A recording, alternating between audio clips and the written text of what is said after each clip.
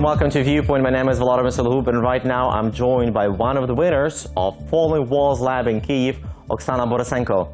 Oksana, welcome to Viewpoint. Thanks. Oksana, in Kyiv, during the conference in Kyiv, you were presenting your startup project calling EnableTalk.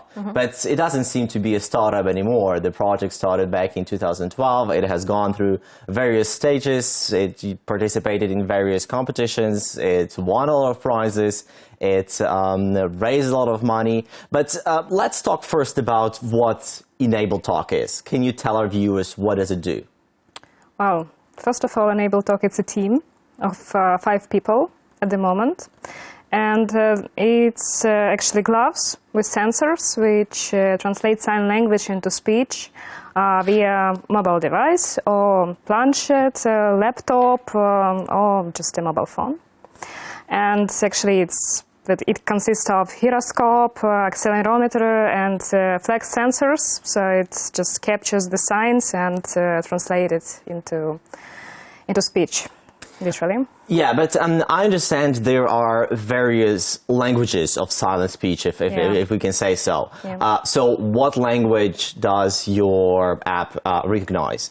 At the moment, it's American Sign Language.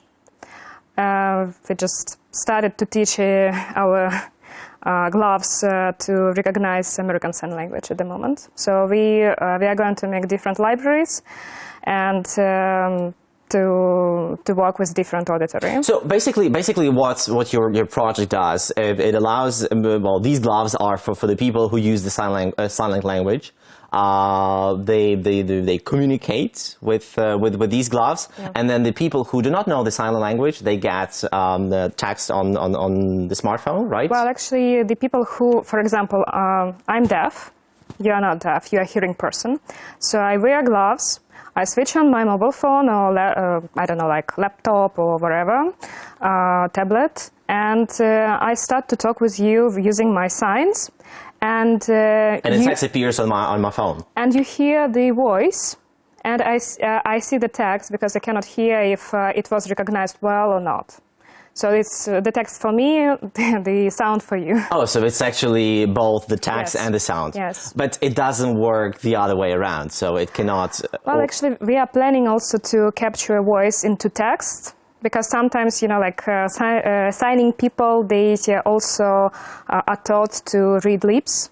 But sometimes when you meet a person who sees that you are deaf and start to talk with you using, you know, like lips in a different way, so sometimes it's hard to understand what this person is talking about. But when it's voice to text, it's easier. And hopefully it will be soon like that.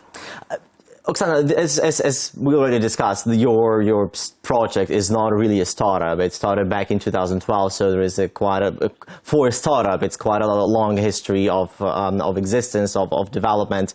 At some point, the project was shortlisted for the invention of the year by Time magazine, if I'm correct. But there is a long history. It started with the people who were living in Donetsk, and then it had to be suspended for a period of time because of the war which is happening in Ukraine, and the team changed. So what happened? Well, actually, in 2012, we won Microsoft Imagine Cup globally in Australia. After that, we had we received a lot of nice publications about our invention. It worked well at that point of time.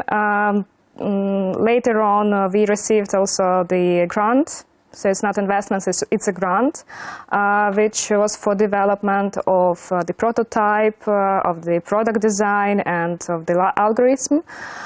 And it was $50,000. And in 2013 and 14,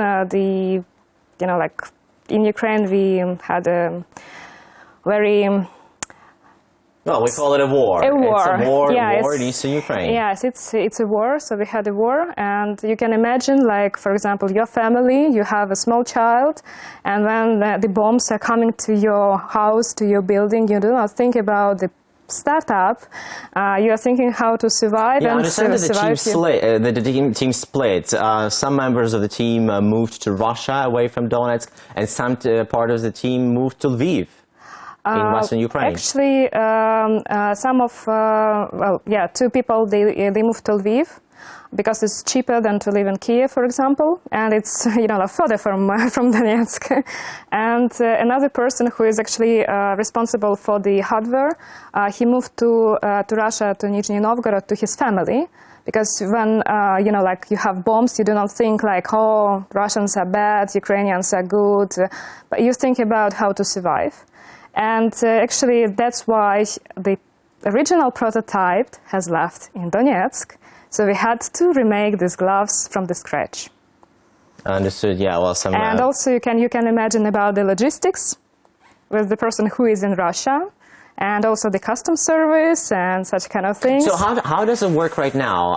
Is that person who is now in Russia, is he involved in your team, or you have totally split and what's happening? Well, we have a remote team, so to say, because I'm in Kyiv, two guys in Lviv, one in Nizhny Novgorod, and the girl, our also co-founder, she's in San Francisco. So we all five, we are working all together remotely. So you're a truly global project. Yeah, we are. We also have a business development manager in Great Britain, in London.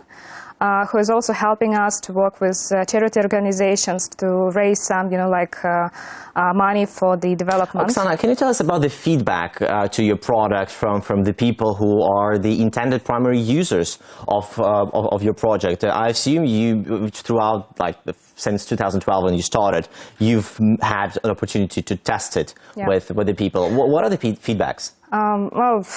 We haven't expect such feedbacks because the dev community, they are a closed community. They are a little bit isolated. So people when we wrote letters to the dev schools of dev, and no one responded to us because they understood that we are hearing people, and for us it was hard. So it was just once we decided to take a car and to go to Fremont School of Dev in California. Just just come, take a car and go. And see how it goes. And see how it goes. So how did it go? Well, first of all, people didn't want to talk with us, but when we wear the gloves and switched on the tablet the application and we started to move, hands, and it started to talk. The secretary of the director of the school, she was, I saw tears in her eyes. Because, she said, well, wow, yesterday my daughter, who is deaf, she went to the interview to get a job, and she had to explain, answer to the questions, writing on the whiteboard her answers. And in such a way, it would be easier to communicate because, it's a simultaneous translation of the signs into speech and text. And it really helps. It really helps people to get a well-paid job. So you had some positive feedbacks. Can we talk a little bit about some numbers?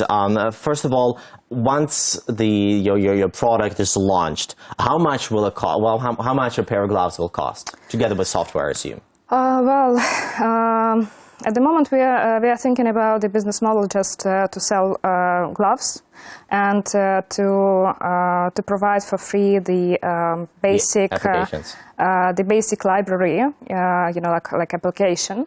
But if you want to have professional library, like vocabulary, like medicine, economics, finance, wherever. Okay, let's talk about the basic model. How much the basic model will cost? It will be for free. But the gloves. The gloves, originally, when we produced it by ourselves, it costed us $200. But when at the moment we paid for the, for manufacturing of it, additional $200 for the programming. So it's already $400 for us at the moment, but we have also a team who is ready to work with us in China, and they say that the manufacturing and with the delivery it will cost us about $100. altogether. So we can sell these gloves, for example, for $200, $300 and to receive additional money for the development, for improvement of the prototype. Yeah, looks like a very important and very amazing invention. Oksana, many thanks for finding the time to come and talk to us. We wish you best of luck in Berlin, where you'll be presenting your startup there at Falling Walls Lab conference on the international level. This has been Volodymyr Sulu for Viewpoint, together with one of the winners of Falling Walls Lab in Kyiv, Oksana Borysenko. Thank you for watching us.